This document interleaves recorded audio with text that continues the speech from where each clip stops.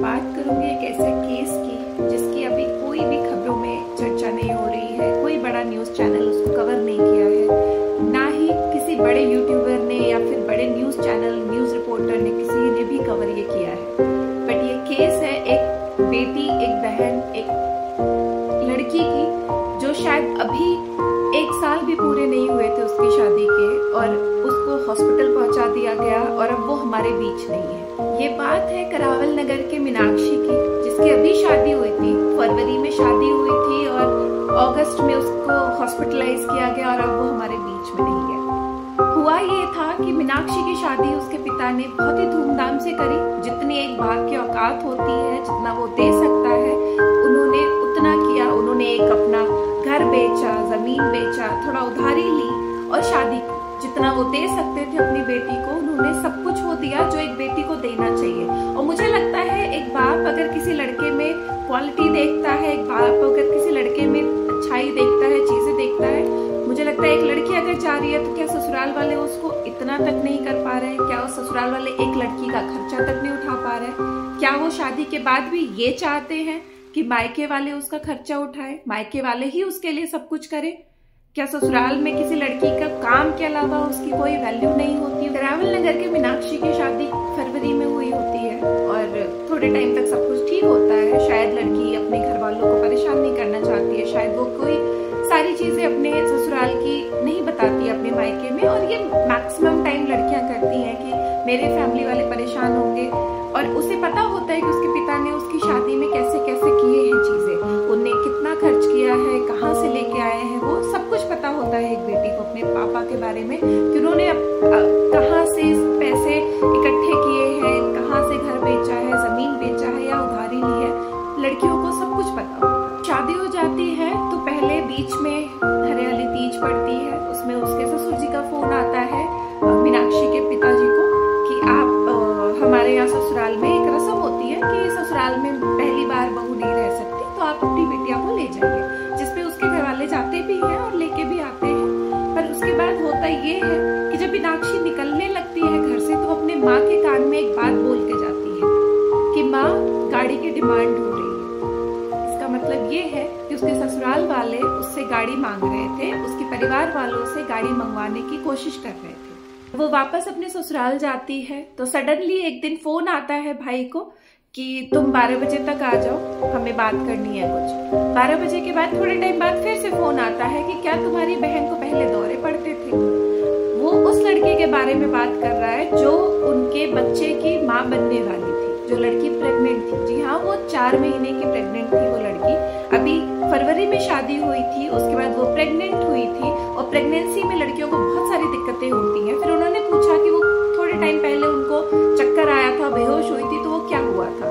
तो उस पे भाई ने बोला कि उसकी बीपी लो हो गई थी, जो कि बहुत नॉर्मल सी बात है, प्रेगनेंसी में लड़कियों को बहुत सारी चीजें होती हैं। भाई भाग के घर जाता है जब, तो देखता है कि उसकी बहन बेड पे पड़ी हुई है, और जीजा जब फोन करता है तो वो बोलता है कि तुम फटाफट आ जाओ क्योंकि तुम्हारी बहन के मुंह से झाग निकल रहा है, तुम्हारी बहन अब बेहोश हो रही है।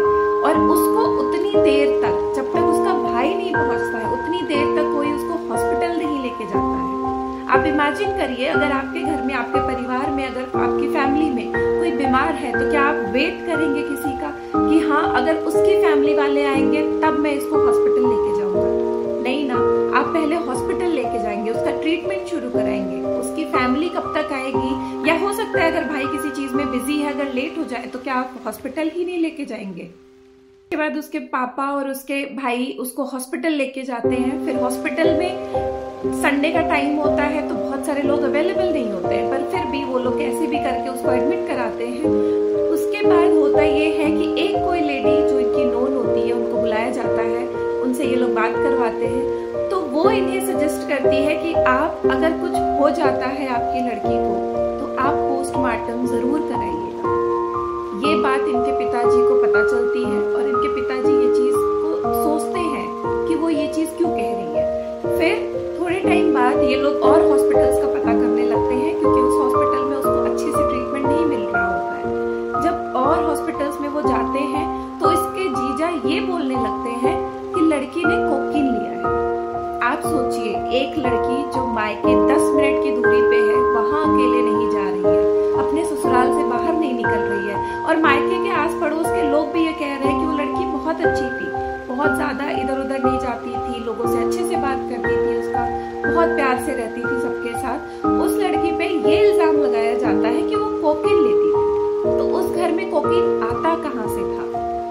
कोकीन इतना आसान तो है नहीं सबको मिल जाए, तो वो कोकीन आया कहाँ से उस लड़की को? और मैं आपको रिपोर्ट्स दिखाती हूँ। ये रिपोर्ट जो डॉक्टर की है उसमें 10 में से 9 पॉजिटिव आए हैं। डॉक्टर की रिपोर्ट्स में आप सीधा देख सकते हैं कि 9 पॉजिटिव हैं 10 में से, जो कि ड्रग्स के लिए है, जो दिखा रहे हैं कि इनको कुछ जहरीला नशीला पदार्थ दिया गया है। बात ये है कि इतना सब कुछ होने के बाद, रिपोर्ट्स होने के बाद कोई भी गिरफ्तारी नहीं हुई है, कोई भी इन्वेस्टिगेशन नहीं हुआ है, कोई भी पोस्टमार्टम नहीं हो रहा है, कोई भी सुनवाई नहीं हो रही है। भाई, पिता, हर कोई भाग रहा है, दौड़ रहा है कि हमारी बहन के साथ ऐसे क्यों हो गया, उसको कोई चीज इंसाफ कब मिलेगा, कैसे मिलेगा, कुछ भी कोई भी बात नहीं हो रही है। दिल्ली पुलिस कोई रिस्पॉन्स नहीं दे रही। एक बार सोच कर देखिए कि जिन लोगों ने अपनी बच्ची को शादी धूमधाम से शादी करके विदा किया होगा, ये सोच के कि वो बड़े अच्छे घर में जा रही है, उनपे क्या बीत रही होगी, उनको क्या लग रहा होगा कि आज हमारी बेटी हमारे बीच में नहीं है। मैं बस आप लोगों से यही कहूंगी कि अगर आप लोग चाहते हैं कि ऐसे बहुत सारे ऐसे छोटे केसेस हैं जो आज तक कवर नहीं हुए, जो आज तक किसी ने उस पर बात नहीं की, शायद वो केसेस मैं लाना चाहती हूँ, केसेस पे मैं बात करना चाहती हूँ, आप लोगों के बीच में लाना चाहती हूँ, ताकि एटलीस्ट पुलिस सामने आए, बात करे, उस चीज पे बात तो हो, केस तो बने। हम ये नहीं कह रहे कि सच क्या है झूठ क्या है, पर हम ये कह रहे हैं कि एटलीस्ट पुलिस इंटरफेयर करे, एटलीस्ट पुलिस जांच करे कि हुआ क्या। पुलिस को ये तो बात करनी चाहिए कि वो बच्ची को कोकीन मिला कहाँ से, उस बच्ची के अंदर इतने सारे ड्रग्स आए कहाँ से। अगर आपको ये वीडियो अच्छी लगी है तो आप प्लीज इसको शेयर करिए, जितना हो सके शेयर करिए, ताकि ये बात लोगों तक पहुंचे, लोग समझे इस बात को, लोग इस पे आवाज उठाएं, ताकि एक लड़की को इंसाफ मिल पाए, एक परिवार को इंसाफ मिल पाए।